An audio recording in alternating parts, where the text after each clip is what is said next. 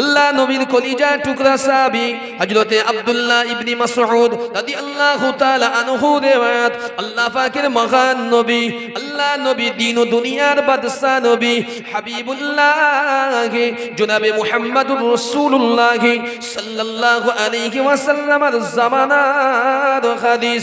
এ নওজওয়ানেরা, যুবকেরা, ইমাম বাইহাকি বর্ণনা করলেন আল্লাহ পাকের নবীর ওই তরুণ সাহাবী তালহা ইবনে বারা রাদিয়াল্লাহু তাআলা আনহু কে আল্লাহ পাকের নবী একটা মজলিসে বসে বসে বললেন, ও বাবা তালহা, ও বাবা তালহা ইবনে বারা, আমি রাসূলকে তুমি এত মহব্বত করো, আমি নবীকে তুমি এত প্যার করো, আমি নবীকে তুমি এত ভালোবাসো। আল্লাহ নবীর সবে মাত্র তরুণ সাহাবী, আল্লাহ নবীর নওজওয়ান সাহাবী সবে মাত্র গোপের রেখাগুলো গজিয়েছিল। আল্লাহ নবী সাহাবী তালহা ইবনে বারা ওই মজলিস থেকে উঠে দাঁড়িয়ে বলেছিলেন, ইয়া রাসূলুল্লাহ, ইয়া হাবিবাল্লাহ, আপনার জন্য আমার জান কুরবান, আপনার কদমে আমার মা বাবা কুরবান। ইয়া রাসূলুল্লাহ, ইয়া হাবিবাল্লাহ, আপনি যদি একবার হুকুম দেন যে কোনো কাজ আমি তালহা আপনার ওই নূরের জবান থেকে একবার বলে দেবেন, আমি তালহা আমার জীবন যতক্ষণ থাকে ততক্ষণ পর্যন্ত আপনার কাজটা ইন্তজাম না করে, ওই কাজের আঞ্জামটা না দিয়ে আমি তালহা অন্য কোনো কাজ করব না। জোরে বলেন সুবহানাল্লাহ। আল্লাহ নবী বললেন, ও বাবা সাহাবী, ও সাহাবী তালহা, বাবা সাহাবী, আমি যদি তোমাকে এখনই হুকুম জানিয়ে দেই, ও বাবা তালহা, ও বাবা তালহা, আমি যদি তোমাকে জানিয়ে দেই তোমার পিতার মাথাটা এক্ষুনি আনতে হবে, তোমার পিতাকে হত্যা করে দিতে হবে, তাহলে কি তুমি সত্যি সত্যি তোমার পিতাকে হত্যা করবে? আল্লাহ নবীর নূরের জবানির কথা যেই না সমাপ্ত, সাহাবাদের মজলিস থেকে, যুদ্ধের ময়দান থেকে তালহা ইবনে বারা রাদিয়াল্লাহু তাআলা আনহু ওই তরুণ সাহাবী যুবকটা আল্লাহ নবীর মজলিস থেকে উঠে দাঁড়ালেন, লাব্বাইকা ইয়া রাসূলুল্লাহ, ইয়া হাবিবাল্লাহ, আমি আমার কাজটাকে সম্পাদন করতে চলেছি। আর কোনো কথা বললেন না জবানি থেকে। আল্লাহ নবীর কলিজার টুকরা সাহাবী হযরতে তালহা ইবনে বারা রাদিয়াল্লাহু তাআলা আনহু হুজুর আমার পিছু ফিরিয়ে চলে গেলেন, বাপের দিকে চলে যাচ্ছে, ঘরের দিকে যেখানে তার আব্বা জান আছে। আল্লাহ নবী বলেছে, তালহা, আমি যদি তোমার বাপের মাথাটা আনতে বলি, ও বাবা সাহাবী তালহা, তুমি কি তোমার পিতার মাথাটা আমি রাসূলুল্লাহ আমার কদমে দিতে পারবে? আল্লাহ নবীর কলিজার টুকরা সাহাবী বলেছিলেন, ইয়া রাসূলুল্লাহ, ইয়া হাবিবাল্লাহ, দুনিয়া শুধু আমার পিতা নয়, तमाम দুনিয়াটা আপনার কদমের অপেক্ষা আমি তালহা আমার কাছে হলো তুচ্ছ তুচ্ছ। তাই আমার পিতার কুরবানি, আমার পিতার মাথাটা আমার কাছে আপনার কদমের চাইতে বেশি মূল্য হবে না। জোরে বলেন সুবহানাল্লাহ। মুসলমান, ও আজ অনেক রকম কথা যা আপা বলছি, অনেক রকম হয়, তো কন্ডিশন অনুযায়ী মাহফিল হয়। ভাইজান এসছেন বলে আমি খুব সংক্ষিপ্ত সময় উঠলাম, আমি বেশিক্ষণ খুব একটা সময় আমার নিয়ে বলবো না, শুধু যতক্ষণ সময়টা পেলাম দুটো একটা কথা বলে যাচ্ছে, এটা বুঝে না, এটা আপনাদের জন্য অতীব জরুরি।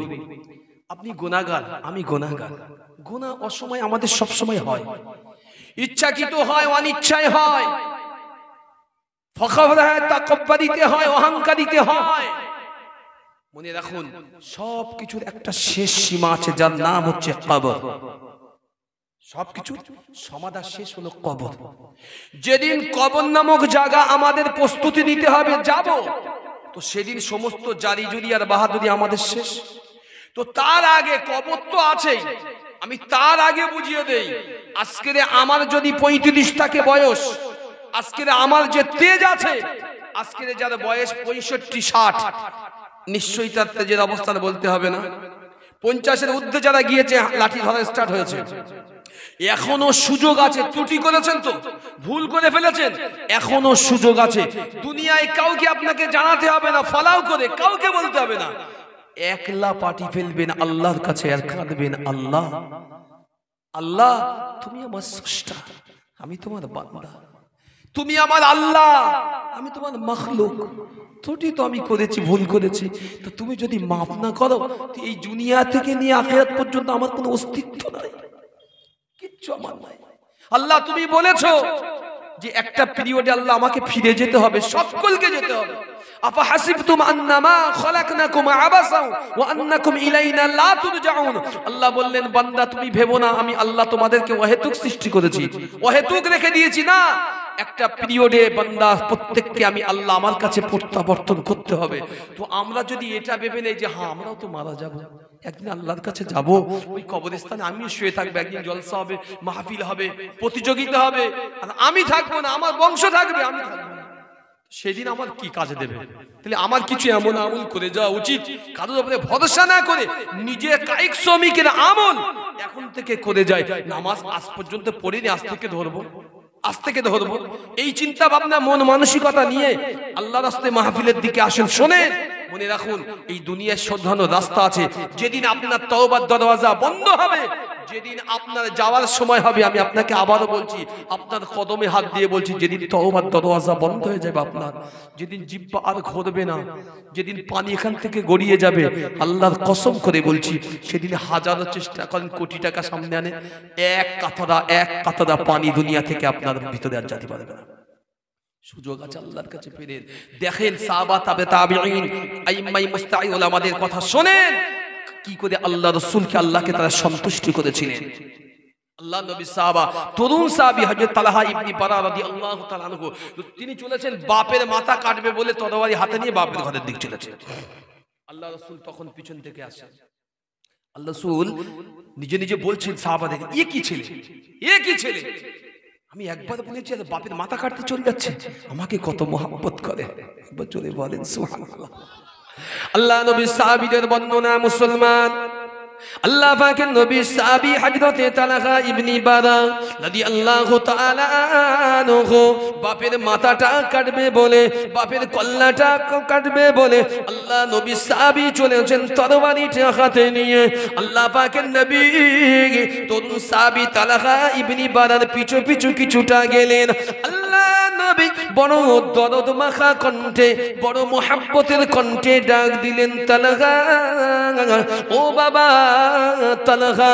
আল্লাহ নবীর দরদ মাখা কণ্ঠের ডাক শুনে আল্লাহ নবীর তরুণ সাহাবী হযরতে তালহা ইবনে বারা রাদিয়াল্লাহু তাআলা আনহু এবারে পিছু ফিরে তাকালেন। আল্লাহ নবী সাহাবী পিছু ফিরে দেখতে পেলেন আল্লাহ নবী স্বয়ং হযরতে তালহার পিছনে দাঁড়িয়ে ডাকে, আল্লাহ নবী সাহাবী হযরতে তালহা আল্লাহ নবীকে দেখে নিজে মনে মনে বলতে লেগেছেন, আহারে কি আমার ভুল হয়েছে, কি আমার খতা হয়েছে, আমার বড় প্যারা নবী, আমার জানের চাইতে প্রিয় নবী, আমার ইশকে মুহাব্বতের নবী, আমার রাসূলুল্লাহ বুঝি আমার কাজে সন্তুষ্ট হতে পারেনি, এজন্য আমি তালহা আমাকে পুনরায় ডাক দিয়েছে।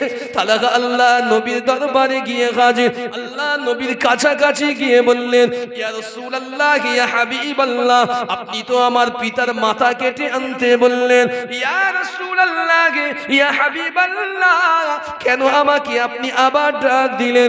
আল্লাহ পাকের মহান নবী বললেন, ও বাবা সাহাবী তালহা, তুমি আমাকে এত ভালোবাসো, তুমি আমাকে এত মুহাব্বত করো, বাবা তালহা, আমি রাসূলুল্লাহ দোয়া করি আল্লাহ তোমাকে আমার সঙ্গে জান্নাতের সঙ্গী বানিয়ে দেন। জোরে বলেন সুবহানাল্লাহ, একটু মুহাব্বত করে বলেন সুবহানাল্লাহ। আল্লাহ পাকের নবী সাহাবী আল্লাহ নবীর নূরের জবান থেকে যেই না শুনেছেন, আল্লাহ নবীর কদমে পড়ে গেলেন। ফিদাকা ইয়া রাসূলুল্লাহ, হুজুর আমি আপনার কদমে কুরবান হয়ে যেতে চাই। ইয়া রাসূলুল্লাহ, রাসূলুল্লাহ ইয়া হাবিবাল্লাহ আমি তালহা হয়তো বয়স অনেকটাই প্রবীণ ছোট ইয়া রাসূলুল্লাহ আমি বয়সে নবীন আমি বড্ড ছোট মানুষ কিন্তু ইয়া রাসূলুল্লাহ আমি যদি একটা দিন আপনাকে না দেখি আপনার নূরের চেহারা যদি না দেখি আমি তালহা আমার দুনিয়ার জিন্দেগিটা বড় অসহনীয় হয়ে ওঠে জোরে বলেন সুবহানাল্লাহ আল্লাহ নবী সাহাবা হযরত তালহা ইবনে বারা রাদিয়াল্লাহু তাআলা খুব ছোট করছি লম্বা করা যায় না সব জিনিস ছোট ছোট করে বলি রাসূলের ওই সাহাবী খুব সংক্ষিপ্ত আকারে একটা তারিখ মদিনার জমিনে প্রচন্ড শীত পড়েছে আজকে আমরা শীতের রাতে ওয়াজ করতে বসেছি যদিও শীতের তাপ আমাদের কাছে খুবই কম সেই রাত্রিতে অতীব ঠান্ডা পড়েছে মদিনার জমিনে অতীব ঠান্ডা তো আল্লাহ নবীর সাহাবী হযরত তালহা ইবনে বারা রাদিয়াল্লাহু তাআলা আনহু মদিনার মসজিদ থেকে নামাজ আদায় করে ঘরে ফিরেছেন রাস্তা দিয়ে যাচ্ছেন বরফের কুচি কুচি বরফগুলো তালহা ইবনে বারা রাদিয়াল্লাহু তাআলা আনহুর এই মাথায় পড়েছে গায়ে পড়েছে তালহা ঘরে গিয়েছে সেই দিনই জ্বরে পড়ে গেলেন কয়েকদিন ভিতরে অসুস্থতা বেড়ে গেল আল্লাহ নবীর কাছে সংবাদ আসতে দেরি হলো না রাসূল হচ্ছে এমন ইশকের দরিয়া মুস্তাফা হলো মানুষের চাহতের এমন দরিয়া মুস্তাফার কাছে সংবাদ পৌঁছতে দেরি হলো না ইয়া রাসূলুল্লাহ আপনার ছোট্ট সাহাবী অল্প বয়সী কলিজার টুকরা সাহাবী তালহা ইবনে বারা বাড়িতে খুব অসুস্থ হুজুর একটু চলেন আল্লাহ নবী দুজন সাহাবীকে সাথে নিয়ে তালহার বাড়িতে গেলেন গিয়ে আম্মাজানকে বললেন তালহা কোথায় আম্মাজান খুলে দিন দরজা আল্লাহ রাসূল তালহার মাথার ধারে বসে শুনবেন এটা তালহার মাথার ধারে বসে হাত আমার নূরের হাতটা তালহার কপালে বুলিয়ে রাসূলুল্লাহ চোখ দিয়ে পানি পড়ছে আল্লাহ রাসূল সান্ত্বনা দিয়ে বললেন তালহা আমি দোয়া করি আল্লাহ তোমাকে যদি সুস্থতা দেয় তো আল্লাহ সুস্থতা দেখ আর যদি না দেন ঈমানি অবস্থায় দুনিয়া থেকে আল্লাহ যেন উঠিয়ে নেন একবার যদি বলেন সুবহানাল্লাহ আল্লাহ রাসূল তালহাকে সান্ত্বনা দিয়ে ঘরের বাইরে এসে আম্মাকে ডেকে বলছে মা তোমার ছেলে তালহা আর বাঁচবে না বুঝবেন তোমার ছেলে তালহা আর বাঁচবে না বয়স কত 18 মাত্র বয়স 18 বছর তোমার তালহা বাঁচবে না আমি একটা কথা বলে যাই শোনো আমার তালহা আমাকে যে মহব্বত করে খবরদার তালহা যদি ইন্তেকাল করে আমি রাসূলুল্লাহ আমার কাছে সংবাদ যেন পাঠানো হয় আমি নিজে তালহাকে গোসল দিতে চাই নিজে হাতে আমি তালহাকে কাফন পরাবো আমি মুহাম্মাদুর রাসূলুল্লাহ আমি নিজে হাতে আমার তালহাকে জানাজা পড়িয়ে কবরে দাফন করব আমাকে খবর দেবে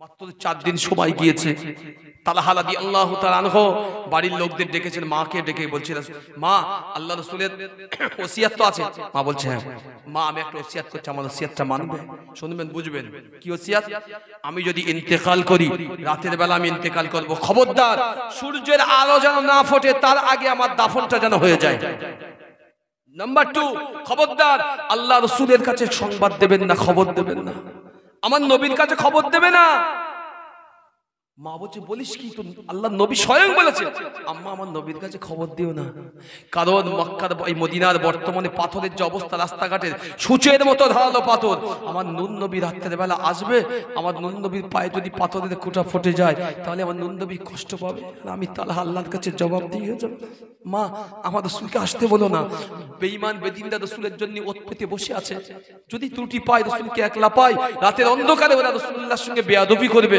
আমার নবীকে আসতে বলবে না খবরদার আমার নবীকে আসতে বলবে না ছেলের ওসিয়ত যাচ্ছে মায়ের কাছে বাড়ির লোক শুনছে ছেলে বলছে আর বাড়ির লোক অবাক হয়ে ছেলের মুখ মানে চেয়ে আছে রাসূল কি ওসিয়ত করেছেন আর সাহাবী কি ওসিয়ত করা যাচ্ছেন মুহাব্বতের কি ইমতিহান মুহাব্বতের কি নমুনা মুহাব্বতের কি চাহত ওই মাত্র 18 বছরের সাহাবী তালহা ইবনে বারা জীবনে ইতিহাসে পড়ে দেখিয়ে দিয়ে গেছে চলে বলেন চিন্তা করে দেখেন তো স্বয়ং নবী বলেছেন আমি তার জানাজা নামাজ পড়াবো আমি তার গোসল দেবো কাফন পরাবো আর তালহা বলছে খবরদার মা আমার নবীকে খবরদার ডাক দিও না আল্লাহ নবী সাহাবীদের বর্ণনা মুসলমান আল্লাহ নবী সাহাবীদের বর্ণনা আল্লাহ পাকের মহান বান্দা বাইহাকি শরীফের ভিতরে বর্ণনা এসেছে আল্লাহ নবীর কলিজার টুকরা সাহাবী হযরত তালহা ইবনে বারা রাদিয়াল্লাহু তাআলা আনহু একটা দিনে তার মউতটা এসে গেল আল্লাহ পাকের দিদারের জন্য তার রূহটা চলে গেল ও নওজওয়ানেরা, যুবকেরা, এই রূহটা হলো আল্লাহ পাকের হুকুম মাত্র। আল্লাহ পাক কুরআনুল কারীমের ভিতরে জানিয়ে দিয়েছেন, বিসমিল্লাহির রহমানির রহিম, ওয়া ইয়াসআলুনাকা আনির রূহ কুলির রূহু মিন আমরি রাব্বি ওয়া মা উতীতুম মিনাল ইলমি ইল্লা কলিলা। আল্লাহ পাকের নবীকে আমার আল্লাহ জানিয়েছেন, এ আমার হাবিব ও আমার নবী, আপনার কাছে যখন বেঈমানেরা, আপনার কাছে বেদিনীরা, কুফারেরা যখন রূহ সম্পর্কে, জীবন সম্পর্কে আপনার কাছে প্রশ্ন করবে, জানতে চাইবে, ও আমার নবী আপনি তাদেরকে জানিয়ে দিবেন আল্লাহ পাকের হুকুম ব্যতীত রূহ অন্য কিছু আর নাই। জোরে বলেন সুবহানাল্লাহ। আল্লাহ পাকের নবীর সাহাবী হযরত তালহা ইবনে বারা রাদিয়াল্লাহু তাআলা আনহু হুজুর আমার ইন্তেকাল করে গেলেন। মাত্র 17 প্লাস করে 18তে পা দেওয়া তরুণ নওজওয়ান আল্লাহ পাকের ডাকে পানি জমিয়েছেন। তার মায়েরা, তার ভাইয়েরা, আত্মীয় পরিজনরা তাকে গোসল দিয়ে, তার জানাজা নামাজ পড়িয়ে তাকে তাদের কবরস্থানে দাফন করে দেওয়া হলো।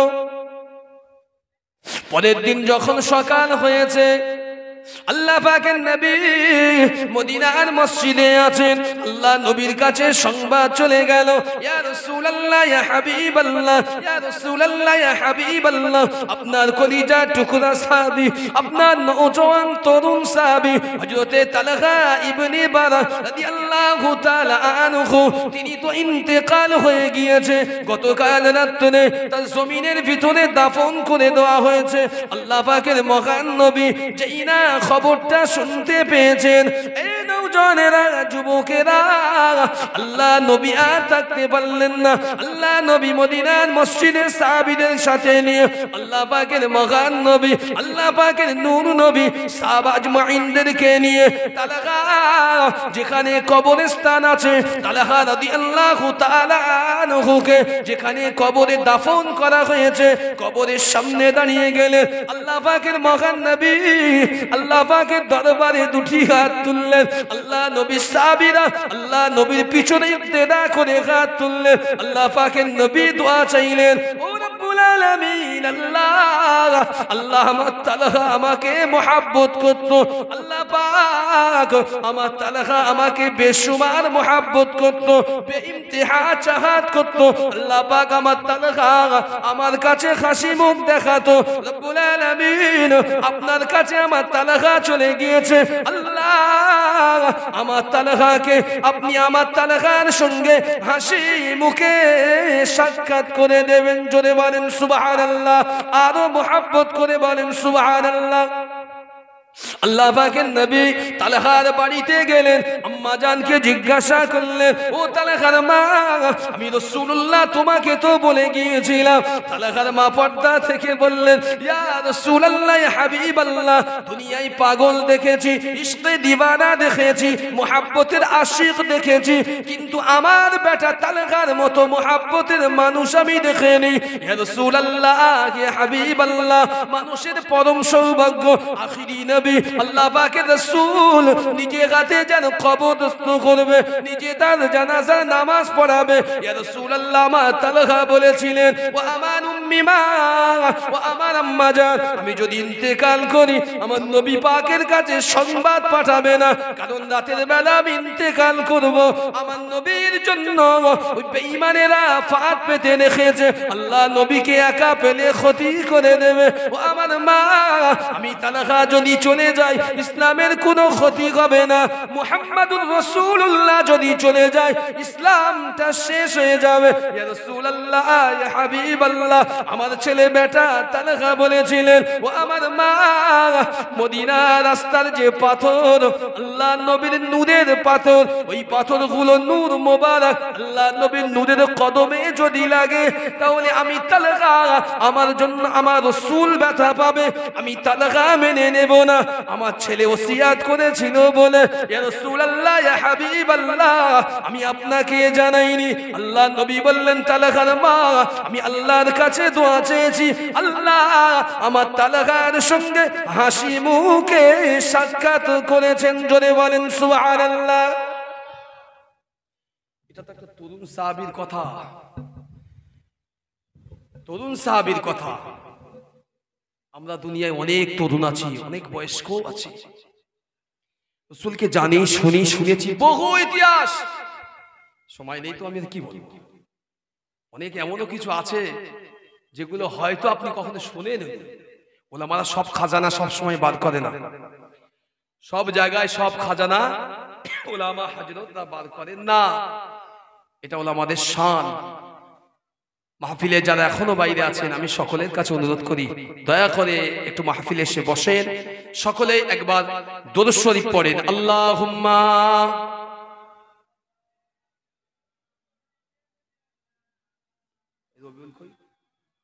মাইকম্যান কোথায়? মাইকম্যানকে ডাকো। আল্লাহুম্মা, এটা বেঁকে যাচ্ছে।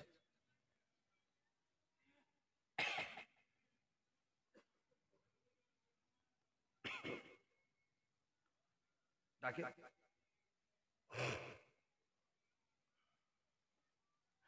আল্লাহুম্মা, এটা বেঁকে যাচ্ছে, এটা ঠিক করে দিয়ে যান। বেঁকে যাচ্ছে কেন? এটা এমন কোনো ভান না, সব জায়গায় দেখে।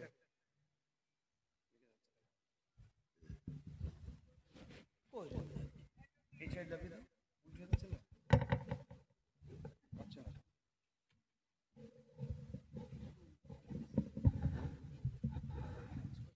না না, উঁচু করতে হবে। এটা এইভাবে হয় না। হ্যাঁ, এরকম হয় না। হ্যাঁ, সোজাই রাখতে হবে। আল্লাহুম্মা সাল্লি আলা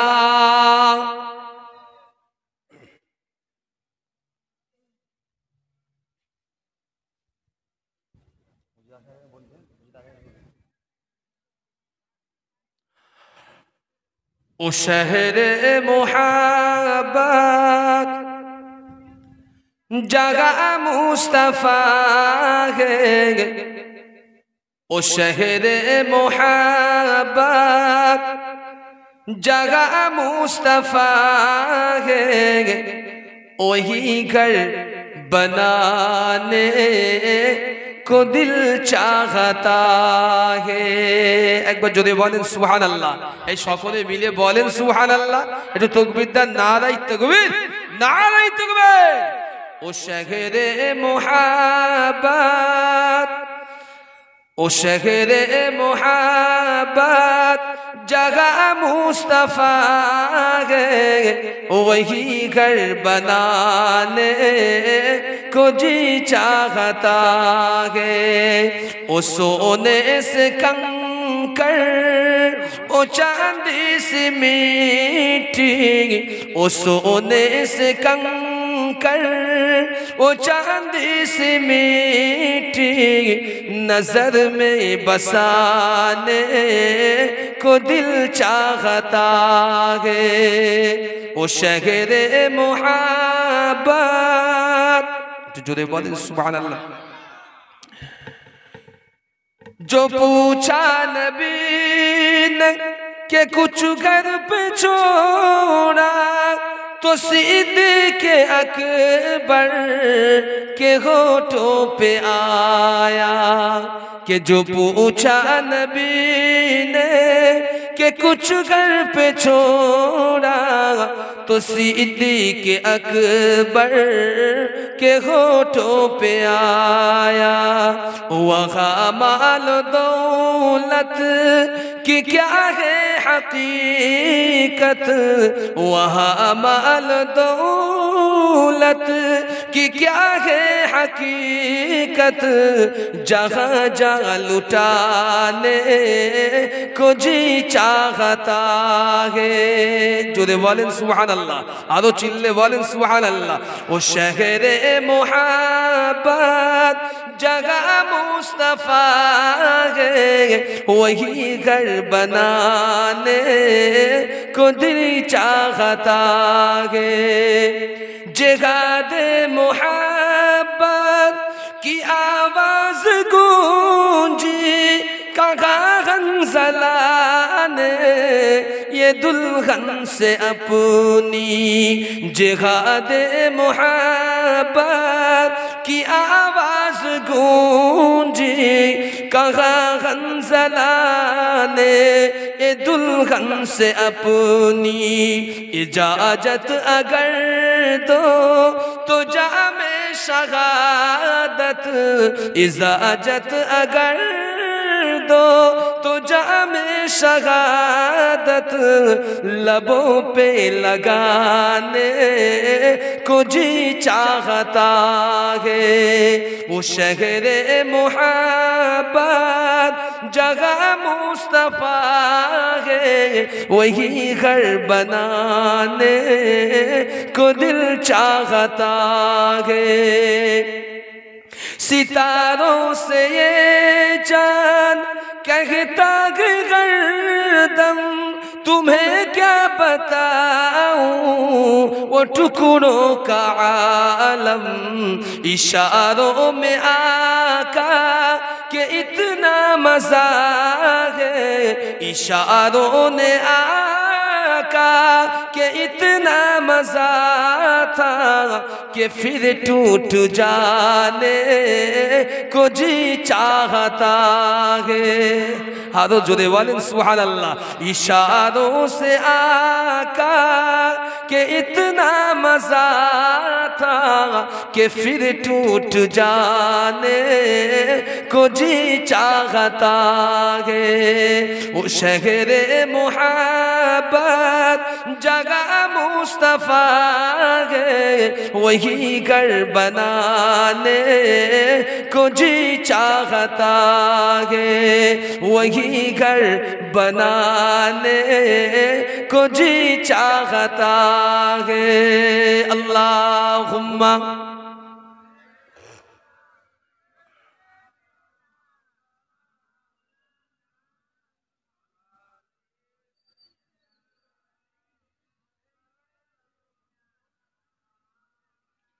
যে কথা বলছিলাম খুব সংক্ষিপ্ত আকারে, যেহেতু আর লম্বা করব না, আমি লম্বা করব না, যেহেতু মাহফিলের কন্ডিশন যে সেই মতো তা নয়, তো ভাইজান এসে কিছু মানুষ পাওয়া দরকার। তো আপনারা যখন বসেছেন তাকে এই সময় আনাও অনেকটা মনে হয় বেটার। সংক্ষিপ্ত করলাম, খুব ছোট করছি দুই একটা কথা। দেখেন, এই দুনিয়ায় আমরা কেউ স্থায়িত্বের জন্য আসিনি পৃথিবীতে। আমার কথা খুব ভালো করে বুঝবেন এই কথাটা। আমি একজন ওলামা, আপনি একজন আম মানুষ, কেউ একজন বাংলায় শিক্ষিত এডুকেটেড, কেউ একজন আরবিতে এডুকেটেড পার্সন, কেউ যে কোনো পার্সন হোক, আমি কিংবা আপনি কোনো মানুষকে আমাদের এই জবান দিয়ে, হাফিজুল লিসান, এই ঠোঁট দিয়ে বা এই জবানটা দিয়ে আমি একজন মানুষকে যদি কটূক্তি কথা বলি, গালাগাল দেই, বিরুদ্ধে কথা বলি, আমি যদি আপনাকে বলি আপনি মুনাফিক, ধরে নেন আপনি মুনাফিক নন, তো ফতোয়া অনুযায়ী বর্তাবে কিন্তু ঘুরে এসে আমার উপরে। আমার কথা বুঝতে পারছেন? আমি যদি একজন মানুষকে নিন্দা করি আপনাকে, তো আপনি যদি সেই নিন্দার উপযুক্ত না হন, কিন্তু ঘুরে বর্তাবে কিন্তু নিন্দাকারীর উপরে। ঠিক বর্তমান যুগে আজকের আমাদের ধর্ম নিয়ে বর্তমানে যে পজিশন, বর্তমান যে পরিস্থিতি, এ ওকে বলছে আবু জেহেল, ও ওকে বলছে আবু জেহেল। আমরা যেন বুঝে নিয়েছি আমাদের আলু পটলের মার্কেটের মতো আবু জেহেল শব্দ ইউজ করা যায়। একটা কথা মনে রাখা দরকার, আবু জেহেল ছিল আল্লাহ রসুলের জবানায় সর্বশ্রেষ্ঠ কাফেরদের লিডার, সর্বশ্রেষ্ঠ কাফেরদের লিডার। সেই ব্যক্তিত্বের নাম ছিল আবু জেহেল, যাকে আল্লাহ রসুল বদরের যুদ্ধে রসুলের সাহাবীরা জাহান্নামে পাঠিয়েছিল। হাজী সাহেবরা হজ করতে গিয়ে দেখে এসেছে যে কুয়ার ভিতরে আবু জেহেল সহ বাইমানদের লাশগুলো ফেলা হয়েছিল। সেই কুয়ার উপরে আজকে সৌদি সরকার পায়খানা ঘর করেছে, হাজী সাহেব পায়খানা করে আসে। কথা বুঝতে পারছেন? আল্লাহ শুধু তাকে বেইজ্জতি করেনি, মানুষ করার পরে আল্লাহ তাকে এত বেইজ্জতি করেছে, কিয়ামত পর্যন্ত সে বেইজ্জতি হতেই যাবে। তাহলে আপনি চিন্তা করে দেখুন, আপনি যখন, আমি যখন একটা ওলামা কাউকে বলবো আবু জেহেলের বংশধর বা আবু জেহেল, আমার জানা উচিত, আগে হাদিসগুলো বোঝা উচিত, আবু জেহেল কাকে বলে, আবু জাহেল কাকে বলে। আমি যে তুলনা দিচ্ছি, আমার ঈমান অবস্থা ঠিক আছে তো? আবু জেহেল তো সরাসরি আল্লাহকে অস্বীকার করেছে, আল্লাহ রাসূলকে অস্বীকার করেছে, দ্বীনকে অস্বীকার করেছে। অথচ যে দ্বীনের কোনো জোরাজুরি রাসূল করেননি। আল্লাহ বললেন লা ইকরাহা ফিদ্দীন ক্বাদ তাবায়্যানা রুশদু মিনাল গায়। আল্লাহ স্পষ্ট জানিয়েছেন দ্বীনের ব্যাপারে খবরদার কেউ জোরাজুরি করবে না কাউকে। রাসূল কখনো আবু জেহেলকে বলেনি তুমি যদি ঈমান না আনো তোমার সঙ্গে আমি ঝগড়া করব, এই কথা বলেনি। বারবার রাসূল বলেছে চাচা আমার এই আল্লাহকে মেনে না, এক আল্লাহকে, এক আল্লাহকে মানো, আর আমি তার নবী এটা মানো। আবু জেহেলের রব ছিল একটাই, কি? আরে আমরা এই আরবে এত বড় লোক, এত ধনী, এত সুন্দর দেখতে, এত ধনী, এত সম্পদশীল, এত সম্মানওয়ালা, তো তোর আল্লাহ কি আমাদের দেখতে পাইনি? নবী তোকে নবী করলে? কথা বলতে কি বলছে আবু জাহেল? ভাষা ছিল এটাই কি আমাদের বংশ গোত্রে সব ভালো ভালো শিক্ষিত এডুকেটেড আছে, আমরা ধনী সম্প্রদায়, তা আমাদের দেখিনি নবী হয়নি আমাদের থেকে? তোর মতো একটা গরিব লোকের নবী করলে আল্লাহ? খেয়ে কাঁদবি আল্লাহ? তোকে আমি মানবো না। অর্থাৎ নিজের গোমরাহিত্ব জাহিরিয়াত প্রকাশ করতে গিয়ে আবু জেহেল নবী এবং আল্লাহ এবং আল্লাহ রসুলের বিরুদ্ধাচরণ করেছে। তো আমাদের মনে হয় বর্তমান জামানায় এমন কেউ নেই, ত্রুটি করতে পারি আমরা, কিন্তু সরাসরি প্রকাশ্যে কেউ কি আল্লাহর বিরুদ্ধে, আল্লাহ রসুলের বিরুদ্ধে আমরা যেতে পারি না। তাই এই শব্দ জাতীয় কেউ ইউজ করবেন না। আপনার ব্যবহারের জন্য আপনার বাচ্চা শিখছে, আপনার সঙ্গে একজনের হয় না, মেনে নেন যে হয় না, আমার সঙ্গে তার কোনো সমস্যা আছে, আমি মেনে নিচ্ছি, তাই বলে এই নয় যে তাদের সঙ্গে একটা খারাপ কটু কথা বলে দেবেন, সেই কটু কথার জিম্মেদার হয়ে আপনি বেড়াবেন। মনে রাখুন, কুল্লুকুম রাইনা, একটা হাদিস আছে ওলামারা ভালো জানে, প্রত্যেক ব্যক্তি নিজে নিজের জন্য জিম্মাদার থাকবেন। আপনি যার বিরুদ্ধে কথা বললেন সেই ব্যাপারে যদি সঠিক না হয়, এই তথ্য আপনি জিম্মেদার, আল্লাহর কাছে জবাব দিতে হবে। আমি স্টেজে বলছি বলে অনেকে মনে করছো হলো ফতোয়া দিচ্ছে, আমি ফতোয়া দেইনি, আমি যা বলছি এটাও আমার আল্লাহর কাছে আমাকে জবাবদিহি করতে হবে। আমি ছাড় পাবো না, আমাকেও ছাড়তে হবে, প্রত্যেককেই জবাবদিহি করতে হবে। সুতরাং আমি আর আপনি নামাজ যদি না পড়ে, আমি হাজারবার বলবো, হাজারবার আপনাকে বলবো, এটি ইসলাম আমাকে শিখিয়েছে, আমি হাজারবার বলবো। আপনি মুনাফিকি করলে আমি হাজারবার বলবো আপনার কার্যকলাপ মুনাফিকির মতো, কারণ রাসূল আমাকে সিমটম জানিয়েছে, কোরআন আমাকে জানিয়েছে। আপনি আমাদের আমল তুলতে পারেন না, আপনি সংশোধন হন, আপনি ভালো হয়ে যান, আমি দোয়া করবো আপনার জন্য যে হ্যাঁ আপনি ভালো, আলহামদুলিল্লাহ, আল্লাহ আমার ভাইটাকে ভালো করেছে। কিন্তু আপনি মন্দ কাজ করবেন, আল ফাহশা, আপনি হিজা কুৎসা কাজ করবেন, আপনি খারাপ, আমি আপনাকে প্রশংসা কেন করবো? বরং আপনি যদি ভালো কাজ করেন, কোনো মুসল্লি মানুষ হন, নামাজি ব্যক্তি হবেন, আমি আপনার জন্য দুহাত তুলে আল্লাহর কাছে দোয়া চাইবো। এটা হচ্ছে ইসলাম, রাসূল আমাকে শিক্ষা দিয়েছে। এই জন্য দুনিয়ার জমিনে বড় বড় ওলি আবদাল গাউস কুতুব, আমি অধিকার লম্বা ঘটনায় যাব না, শর্ট করছি, বড় বড় আল্লাহ পাকের জামানার ওলি আবদাল গাউস কুতুবকে আমার আল্লাহ জামানায় পাঠিয়েছে। শুনেন, আমাদের ঘরে আমরা কুইজ করেছি, আজকে প্রতিযোগিতা করেছি, বলেছি মায়েদেরকে যে আপনার বাচ্চাদেরকে ছোট থেকে হিজাব পরাবেন, ছোট ছোট হিজাব, তাহলে তারা হিজাবের ব্যাপারে নিজে বুঝতে পারবে যে আমাদের পর্দাটা আল্লাহ ফরজ করেছে। যখন বড় হবে আস্তে আস্তে বুঝতে পারবে এবার আমার বড় হিজাব প্রয়োজন, ঠিক না ভুল? আমি যখন ছোট ছিলাম, আপনি ছোট ছিলেন, তখন ছোট ছোট জামা পরেছি আমরা, বড় হওয়ার সাথে সাথে বুঝতে পেরেছি যে আমার এটা আর প্রয়োজন না, আমার জন্য বড় প্রয়োজন। তো এমন জিনিস চরিত্রবান এইভাবে হয়, চরিত্র কিন্তু একদিনে তৈরি হয় না, গঠন হয় না। চরিত্রবান হতে গেলে অন্তত ছোট্ট ছোট্ট থেকে চরিত্রকে তৈরি করতে হয়। এক্সাম্পল দিয়ে শুনে নেন তিরমিজির হাদিস, আল্লাহ পাকের নবী বর্ণনা করলেন, শুনলেন, বনি ইসরাঈলের একজন ব্যক্তিত্ব দেখেন, যারা বসে আছেন সকলেই কম বেশি বাপ, প্রত্যেকের ঘরে সন্তান আছে, খাওয়ার যে কি জ্বালা, সংসার চালানোর যে কি জ্বালা, যারা সংসার চালায় তারা জানে, রোজ খাটে যারা, প্রতিদিন এমন এমন বাপ আছে রাত 3টের সময় ছুটে সেই চলে যায় কোম্পানির কাজ করতে, কেউ ভোর 4টের সময়, কেউ মুয়াজ্জিনের ফজরে আজান দেয় সাথে সাথে বেরিয়ে যাচ্ছে, আবার কেউ সকালবেলাও যাচ্ছে, কেউ 9টার সময়ও যাচ্ছে। প্রত্যেক মানুষ শুধু সংসারের জন্য আমরা ছুটি, ঠিক না ভুল বলছি? শুধু বেবি বাচ্চা, মা বাপ সকলের জন্য ছুটি। মনে রাখুন, এই ছোটাটা যেমন আমাদের জন্য একটা ইবাদত, আমাদের জন্য ইবাদত, এটা আমাদের উপর ডিপেন্ডেবল সংসার তো আমাদের ইবাদত, কিন্তু তাই বলে আল্লাহর কোন অংশকে ধ্বংস করে নয়। বনি ইসরাঈলের একজন ব্যক্তি ছিলেন, মানুষটা, যার স্বামীটা, পুরুষটা কোন শারীরিক দুর্ঘটনায় পড়ে ঘর পড়ে হয়েছে, বাড়ি 3টে বাচ্চা, খাওয়া হয় না সময় মতো। তা ওই বাড়ির যিনি মহিলা, মা, প্রতিদিন ওই মহিলাটা অল্প বয়সী মহিলা, 3টে মাত্র সন্তান, প্রতিদিন লোকের কাছে কাজ করে সন্তানদের আর স্বামীর মুখে আহার দিত। ভালো করে বুঝবেন, তো কোন একটা তারিখে বাড়িতে একদম খাদ্য নেই, একদমই বাড়িতে খাদ্য নেই। তো উনি নিয়ত করেছেন, সব জায়গায় গিয়েছেন, পাইনি। একটা বাড়িতে গিয়েছেন, একটা ধনাঢ্য ব্যক্তির বাড়ি, শুনবেন তো, বাড়ির মালিক একটা প্রস্তাব দিয়েছে, অনেক মা ওয়াজ শুনছে, শুনলেন, বাড়ির মালিক একটা প্রস্তাব দিয়েছে যে তুমি তো নিঃসন্দেহে সুন্দরী একজন মহিলা রমণী, তা আমার অন্য কোনো চাহাত নেই, তোমার কি লাগবে তোমার বলো, আমি তোমার পৌঁছে দিচ্ছি, তবে আমার শর্ত হচ্ছে একটা, তোমার শরীর আমাকে দিতে হবে একদিনের জন্য হলেও। কথা বুঝতে পারছেন? আমার কিচ্ছু চাইতে নেই তোমার কাছে, তোমার কোনো কাজ করতে হবে না, আমার বাড়ি কিচ্ছু করতে হবে না, তোমার সংসারে যা লাগবে আমি দেবো, শর্ত হচ্ছে একটা, তোমাকে আমার প্রয়োজন একদিনের জন্য। আল্লাহ পাকের জাহান্নাম ভয়কারী বাণী, ইত্তাকুল্লাহ, আল্লাহকে ভয় করানে ওয়ালা মহিলা, আল্লাহ পাকের আযাবকে ভয় করতো, আল্লাহর গজবকে ভয় করে। সেই মাটা কাঁদছে ঝরঝর করে, সেই বাড়ি থেকে বাঁধে আসলো, একদম নিঃস্ব অবস্থায় ঘরে এসেছে, ঘরে এসে দেখছে স্বামী ওদিকে কাত হয়ে পড়ে আছে, স্বামী ওদিকে কাত হয়ে পড়ে আছে আর বাচ্চারা এদিকে কাত হয়ে পড়ে আছে, দুটো খাদ্যের জন্য শুধু কাঁদছে। মা কখন আসবে দুটো খাদ্য, মা কখন দুটো খাদ্য নিয়ে আসবে, এই চিন্তায় বাচ্চা দিক বিভোর, ওদিকে স্বামী কাতরাচ্ছে কখন আমার বিবি দুটো খাদ্য নিয়ে আসবে। এদিকে ওরা জানে না যে আমার বিবি খাদ্যের জন্য এক জায়গায় গিয়েছিল, সে পুরুষ বলেছে ধনাঢ্য ব্যক্তি আমি তোমাকে নির্দ্বিধায় খাদ্য দেবো, বিনিময়ে তোমাকে তোমার শরীরের অংশ আমাকে দিতে হবে। এ হচ্ছে আল্লাহর সঙ্গে ঈমানের সওদাকারী মহিলা। এ চাইছে যে কোনো মূল্যে আল্লাহ তুমি আমার ঈমানটা, আমার ইজ্জতটা, আমার আব্রুটা হেফাজত করো। অনেক মা আছে রাস্তা দিয়ে যায়, রাগ করবেন না, দেখলি মনে হয় শয়তানের দিকে ফিরে তাকায় না, শয়তানের দিকে ফিরে তাকাতে ভয় করে, এত সুফি হয়ে যায়। বুঝতে পারলেন না বুঝি? পোশাকের যা বর্তমান কন্ডিশন, এখন বোরকা বিক্রি হয় না, হিজাব একটাও, এখন ডিজাইন বিক্রি হয়। ডিজাইন মার্কেটে একটা বোরকা আপনি দেখাতে পারবেন না, এখন কি বিক্রি হয় বললাম? ডিজাইন বিক্রি হয়। বোরকা চলে উঠে গেছে, নানি দাদিরা এখনো পরে এক ঢালাই মাথা থেকে পা পর্যন্ত একদম পুরো ঢিলা ঢালা, ও বোরকা উঠে গেছে মার্কেট থেকে। এখন কি ডিজাইন বিক্রি হয়, যার যত ভালো ডিজাইন তত মার্কেটে মূল্য তেমন। তুই একবার মরে দেখ ওই বোরকালে, আল্লাহ তো ডিজাইন, কি সুন্দর ডিজাইন দেবে কবরে, কত সুন্দর ডিজাইন আল্লাহ যে কবরে দেবে তুই বুঝতে পারছিস না।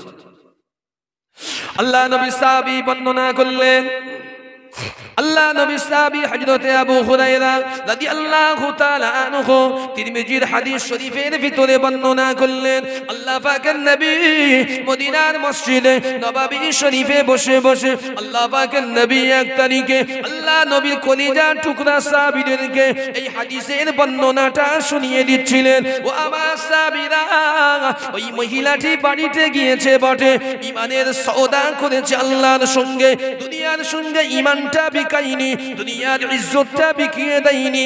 মহিলা যখন ঘরেতে ফিরেছে, ঘরে গিয়ে দেখতে পেয়েছে অসুস্থ স্বামী 2 থেকে 3 দিন হয়ে গেল, কোনো আহার তার মুখেতে অন্ন জুটেনি। 3টে কষ্টকৃত অর্জিত বাচ্চা কলিজার টুকরা রতন তারা ঘরের সাইডে পড়ে আছে, মা আমাদের জন্য কখন একটু খাদ্য নিয়ে আসবে। এই নওজওয়ানেরা, যুবকেরা, মা তো মা হয়, মা তো মা হয়, মায়ের অন্তরে যে মমতা দিয়েছে তিনি বলেন আমার আল্লাহ। আল্লাহ এত ইজ্জত মাদের দিয়েছে, এত সম্মান মাদেরকে দিয়েছে। ও আমার মায়েরা, মার সহ্য করতে পারলো না, স্বামীর অবস্থা দেখে ধৈর্য ধারণ করলেন বটে। কলিজার টুকরা 3টে সন্তানকে দেখে মার ধৈর্য সবর ইন্তেজারি করতে পারলো না, আল্লাহর কাছে হাত তুললেন, ও রব্বুল আলামিন আল্লাহ, ও রব্বুল আলামিন আল্লাহ, আমি তো দুনিয়ায় কোথাও খাদ্যর জারিয়া খুঁজে পাচ্ছি না। আল্লাহ পাক যে বাড়িটাই গিয়েছিলাম, ও রব্বুল আলামিন আল্লাহ, ওই মানুষকে আপনি অনেক ধন সম্পদ দিয়েছেন, আল্লাহ আপনি যদি চান ওই মানুষ আমাকে খাদ্য দিতে পারে, আল্লাহ পাক আমি তার কাছে আবারও যাচ্ছি, আল্লাহ তার খাদ্য দেওয়ার মতো মন মানসিকতা তৈরি করে দিয়ে আমার ইজ্জতের হেফাজত আল্লাহ আপনার উপরেই ছেড়ে দিলাম। জোরে বলেন সুবহানাল্লাহ। আল্লাহ পাকের বান্দি চোখে পানি নিয়ে, মনে কষ্ট নিয়ে সন্তানদের মুখের ছবিটা মুখে চোখে ভাসে। আল্লাহ পাকের বান্দি ঘর থেকে বার হয়ে চলে গেল, আল্লাহর বান্দি ঘর থেকে বার হয়ে আল্লাহ পাকের কাছে জিকির আজগার করতে করতে, আল্লাহ পাকের দরবারে রোনাজারি করতে করতে আল্লাহর বান্দি চলেছেন ওই ধনাঢ্য ব্যক্তির কাছে নিজের সংসারটা বাঁচানোর জন্য, সন্তানদের মুখে আঘাত দেওয়ার জন্য, অসুস্থ স্বামীকে আহাত দেওয়ার জন্য, মা আমার কিছু খাদ্যর জন্য ধনাঢ্য ব্যক্তির কাছে গিয়েছে। ওই ধনী ব্যক্তির কাছে আবারও যখন গিয়েছে, ওই ব্যক্তি একটাই কথা আবারও তখন বললেন, ও আল্লাহ পাকের বান্দি, ও আল্লাহ পাকের বান্দি, আমি তোমার সঙ্গে তো কোনো খারাপ কিছু করিনি, আমি একটাই কথা বলেছি তোমার যা কিছু প্রয়োজন মিটিয়ে দেব, তবে একটা রাত্রির জন্য আমাকে তোমার প্রয়োজন সেটা তুমি মেটাও। আল্লাহ পাকের বান্দি কাঁদতে লেগেছেন, অনুনয় বিনয় করতে লেগেছেন, আমার সন্তান অসুস্থ, স্বামী ঘরে অসুস্থ পড়ে আছে, অনাহারে কাটাই আমি মা, আমার নিজের সন্তানদের মৃত্যু মৌতের যন্ত্রণা কোনো মা দুনিয়ায় দেখতে চাই না। ও আল্লাহর বান্দা, আমার সঙ্গে এমন তুমি করো না। আল্লাহ পাকের ওই ধনী বান্দা বলেছিলেন, আমি কোনো কথা শুনতে চাই না, তুমি তো সুন্দরী মহিলা, আমার যেটা প্রয়োজন তুমি আমাকে দাও, তোমার তোমার যেটা প্রয়োজন আমি তোমাকে মিটিয়ে দেব। একটা পিরিয়ড এসে গেল, মুসলমান আল্লাহ পাকের বান্দী সন্তানদের মুখের দিকে চেয়ে রাজি হয়ে গেল। ধনী মালিক ব্যক্তি হাত ধরে ওই মহিলাটিকে ঘরের ভিতরে যেই না নিয়ে গিয়েছেন, হাত যেই না ধরেছেন, আল্লাহ পাকের বান্দী ওখানেই কাঁপতে আরম্ভ করে দিয়েছেন। আল্লাহ পাকের দরবারে শুধুমাত্র দুটো চোখ তুলে চোখের পানি গড়িয়ে টুসা নিচে পড়ে। আল্লাহর বান্দী আল্লাহর কাছে বলে, আল্লাহ আমার ইজ্জত তো আপনার কাছে, আল্লাহ আপনি তো অত ইজ্জু মান তাশা, আপনি তো অত জিল্লু মান তাশা। আল্লাহ ইজ্জতের মালিক তো যেমন আপনি, বেইজ্জতির মালিক ও আল্লাহ আপনি। আল্লাহ এতদিন আমার সতীর্থ স্বামী ছাড়া কেউ জানে না। ও রব্বুল আলামিন আল্লাহ আজকের দিনে কেউ তো এখানে নাই। ও রব্বুল আলামিন আল্লাহ আমার সতীর্থ যদি হেফাজত করতে হয় আল্লাহ আপনি হেফাজত করুন। ওগো মুসলমান, আমার আল্লাহ নিজেই জানিয়েছেন, আমার আল্লাহ তার কোরআনুল কারীমের ভিতরে জানিয়ে দিয়েছেন, সূরা রহমানের ভিতরে জানিয়েছেন, বিসমিল্লাহির রহমানির রহিম, ওয়ালিমান খাফা মাকাম রাব্বিহি জান্নাতান। যদি কোনো বান্দা বান্দি দুনিয়ার কোনো নর কিংবা নারী, দুনিয়ার কোনো মানুষ যদি আল্লাহ পাকের দরবারে, ও মুসলমান, যদি দুনিয়ায় কোনো গুনাহ করতে চাও, জানি যে না ব্যভিচারের দিকে যায়, যদি কোনো পাপের দিকে যায়, আর একাকী থাকে নির্জনে, আল্লাহ পাকের যদি স্মরণ করে নেয়, কেউ যদি না দেখতে পায়, আমার আল্লাহ তো আমাকে দেখছে, এমন কোন বান্দা কিংবা বান্দি যখন ওই পাপ গুনাহ থেকে নিজেকে বিরত করে দেন, আল্লাহ পাক জানিয়েছে ওই বান্দা বান্দির জন্য আমি আল্লাহ জান্নাতে দুটি ঘর তৈরি করে রাখি। জোরে বলেন সুবহানাল্লাহ। আল্লাহ পাকের বান্দি আল্লাহ পাকের দরবারে দোয়া চাই আর কাঁদে, মালিক হাত ধরে টেনে নিয়ে যায় ঘরে। মালিক যেই হাতটা ছেড়েছে, আল্লাহর বান্দি কম্পন আরম্ভ হয়ে গিয়েছে। মালিক অবাক হয়ে তাকিয়ে দেখতে পেয়েছে আল্লাহ পাকের বান্দি যেন থরথর থরথর করে ভূমিকম্পের মতো করে, এমন করে কাঁদে, জিলজালার মতো করে বান্দি যেন কাঁপতে লেগেছে। আল্লাহ পাকের বান্দা জিজ্ঞাসা করলে, আল্লাহ পাকের বান্দি তোমার এমন অবস্থা কেন হলো, তোমার এমন অবস্থা কেন হলো, তোমার এমন হালাতটা কেমন হলো? বান্দি বলেছিলেন, ও দুনিয়ার মানুষ শুনে রেখে দাও, আমি তো আমার আল্লাহকে ভয় করি। জোরে বলেন সুবহানাল্লাহ। কাকে ভয় করি? সকলে বলে আমি আমার আল্লাহকে ভয় করি। এখন বুঝে নেন, আমি বাড়ি যাব, আমি কিছুক্ষণ পরে বাড়িতে ফিরবো, রাস্তায় ধরে না আমি কোনো গুনাহ করলাম, ধরে নেন আমার দায় কোনো গুনাহ হলো, আর সেই গুনাহ থেকে যদি হেফাজত না করতে পারি, আল্লাহ যদি আমাকে হেফাজত না করে, তো আমার তো ওয়াজের কোনো দাম নেই। আছে নাকি? এ কথা বলেন না কেন? আছে। তাহলে আমাকে আগে তো আমল করতে হবে। আমার এতটুকু ভাবনায় থাকা উচিত, আমার মা দেখতে পায় না আমি কি করছি, আমার বাপ দেখতে পায় না, আমার বিবি দেখতে পায় না, আমার কেউ দেখতে পায় না, আপনারাও দেখতে পাবেন না কিছুক্ষণ পরে। কিন্তু যিনি দেখতে পান তিনি হলেন আমার আল্লাহ। সব সময় আমাকে নিদারুন দুনিয়া তথা আখিরাতের সবচাইতে বড় ক্যামেরায় যিনি আমাকে কয়েদ করে রেখেছেন আবদ্ধ, তিনি হলেন আমার আপনার আল্লাহ। আমরা আল্লাহর চোখ থেকে এক জাররা পরিমাণ ফাঁকি দিতে পারবো। এই সোচ মাথায় যদি মুসলমানের বাচ্চা থাকে, মুসলমানের বাচ্চা বিশ্বাস করেন কোন গুনার কাজে যাওয়ার আগে দুবার ভাববে, তাই তো আমি কোন কাজে যাই, কোন কাজে আমি যাই। আমি যাত্রায় যাব না, ফাংশনে যাব না, ওয়াজের মজলিসে যাব, কোন জায়গায় যাব যেখানে আমার গুনাহ মাফ, যেখানে গেলে কিছু শিখবো, যেখানে গেলে গুনাহ মাফ হবে, সমাজ সংশোধন হয়, চরিত্র সংশোধন হয়, সে জায়গায় বসবো না আমি কোনো এমন জায়গায় যাব ফ্রি ফায়ার নিয়ে গুম গুম গুম গুম খেলবো? কোনটা? এটা মুসলমানের ছেলে। ওখানে কি হচ্ছে, কমিটিকে যদি থাকে ওখানে যাও তো একটু, ওদের জলসা শুনতে, ওদের জলসা শুনতে আসতে হবে না, ওদের ওখান থেকে ধরে হয় বাড়ি পাঠিয়ে দাও, ঘাট ধরে না থেকে দেখে করে দাও, ওদের কারো জল শুনতে আসতে হবে না। ওদের জলসা না শুনলে জলসা অসুবিধা হবে না। অনেক হই হই রই রই হয়েছে, আর জলসা শুনতে হবে না ভাই, ওদের বেরো, ওদের ঘাট ধাক্কা দিয়ে দাও। আমি বলছি মাহফিলে যদি না লোক আসে, আমি প্রত্যেককে বলছি, শুনে না এইগুলো আমার কথা, ওলামাদের কাছে আমি বলছি, যদি মাহফিলের জন্য আপনি এখানে এসে ঘুরে চলে যান আর এমন কিছু কিনে নিয়েও চলে যান, যদি মাহফিলের জন্য এসে থাকেন আর মাহফিলে না বসেন, আমাদের দিনে আপনাকে আল্লাহর কাছে জবাবদিহি করতেই হবে। কেন আপনি মাহফিলে আসলেন? আপনি 10 মিনিট আপনার অধিকার ছিল মাহফিলে বসা। যুবকরা বোঝে না, শয়তান তো সব সময় বাধা দেয়, খবর দিয়ে এদিকে যাবি না, এদিকটাই যাস না। কেন? এদিকে আল্লাহ রয়েছে, আল্লাহর নবী রয়েছে, আর এই দিকে গেলে তওবা ইস্তিগফার রয়েছে। আল্লাহর বিরাট বড় রহমতের দরওয়াজা, মাফির দরওয়াজা রয়েছে। এই জায়গায় গেলে আল্লাহর ফেরেশতার নাম লিখছে, ফুলান ইবনে ফুলান, অমুকের পুত্র অমুক বসে বসে জলসা শুনেছে, আল্লাহর নামে জিকির করেছে, আল্লাহ এদেরকে তুমি মাফ করে দাও। তারপর যদি বলে আল্লাহ মাফ করে দেয়, আল্লাহ বলেছে মাফ করে দেয়, আমার কথা না, তিরমিজির হাদিস। মাজালিসুল কুরআন মাজালিসুল্লাহ, যে মজলিসটা আল্লাহ বললেন আমার মজলিস, যে মজলিসে আমি আল্লাহ আমার কথা আলোচনা হয়, যে মজলিসে আমাদের কোরআনের কথা আলোচিত হয়, সেই মজলিস হচ্ছে আমি আল্লাহ আমারই একান্ত নিজের মজলিস। আবারও যদি বলেন সুবহানাল্লাহ। আজ মুসলমানের ছেলে সেই মজলিসগুলো উপেক্ষা করে অন্য মজলিসে সময় দেয়।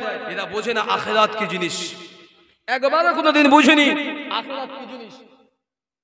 কিয়ামতে আমরা যে মরবো, এখান থেকে উঠবো, আমাদের জন্য যে কিয়ামত অপেক্ষা করছে, এ বোধ জ্ঞান আমাদের এখনো আসেনি। কবে হবে আল্লাহ জানে, কবে হবে তাও কেউ বলতে পারছি না।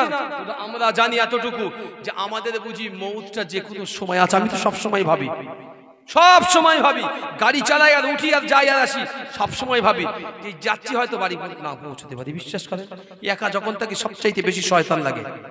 একা যখন থাকবে, আমি জানি না কার কি মন মানসিকতা, আমি গুনাহগার, আমার মনে হয় আমার মনে হয় বাড়ি পর্যন্ত যেতে পারবো না, আমার মনে হয় মৌত হয়ে যাবে, আল্লাহ আমার এই পর্যন্ত আমার দুনিয়া শেষ, মনে মনে হয় কিছু কিছু সময়। আবার ভাবি, রাত্রি যখন শুয়ে থাকি মাঝে মধ্যে ভাবি যে এই শোয়া হয়তো আমার জীবনের শেষ শোয়া, আর উঠবো না। সকাল হলে হয়তো আমার জন্য মাইকে ঘোষণা হবে যে অমুক ইন্তেকাল করেছে। আবার সকালে আল্লাহ তুলে দিচ্ছে, ফজর পড়িয়ে মাদ্রাসায় চলে যায়। তো দুনিয়া তো এটাই, আল্লাহ রেখেছে, দুনিয়া তো এটাই, আল্লাহ দিয়েছেন বলে আজকের কথা বলছি। আল্লাহ যেদিন কেড়ে নেবে সেদিন কথা বলার ক্ষমতা থাকবে না। আল্লাহ দিয়েছে বলে, ইজ্জত দিয়েছে বলে আমরা আঙুল তুলে মানুষকে দুটো বড় ছোট বলতে পারছি। যেদিন আল্লাহ জিভ টেনে বের করে নেবে সেদিন মানুষকে বলতে পারবেন না, অধিকার আল্লাহ দেবে না। সেদিন আসবে, সেদিন আসবে, সুম্মা লা তুসআলুন্না ইয়াওমাইযিন আনিন নাঈম, যেদিন আল্লাহ আপনার অঙ্গ প্রত্যঙ্গ নিয়ামত সম্পর্কে আপনাকে জিজ্ঞাসা করবে, জিভ টেনে বের করবে, আপনার কথা বলতে দেবে না। মনে রাখুন, সেদিন প্রত্যেকটা বিষয়ে, সে প্রত্যেকটা বিষয়ের আপনার মওজুদগি সেই দিন কিন্তু মনতে হবে। এই যারা আছেন সকলে একটু ভেতরে আসুন, হুজুর কিবলা আসছেন, সকলে একটু দাঁড়ান তো। সন্ধ্যা থেকে এখনো রাসূলুল্লাহর শানে একটু সালাম হয়নি, অন্তত আল্লাহ রাসূলের শানে একটু সালাম পাঠ করি।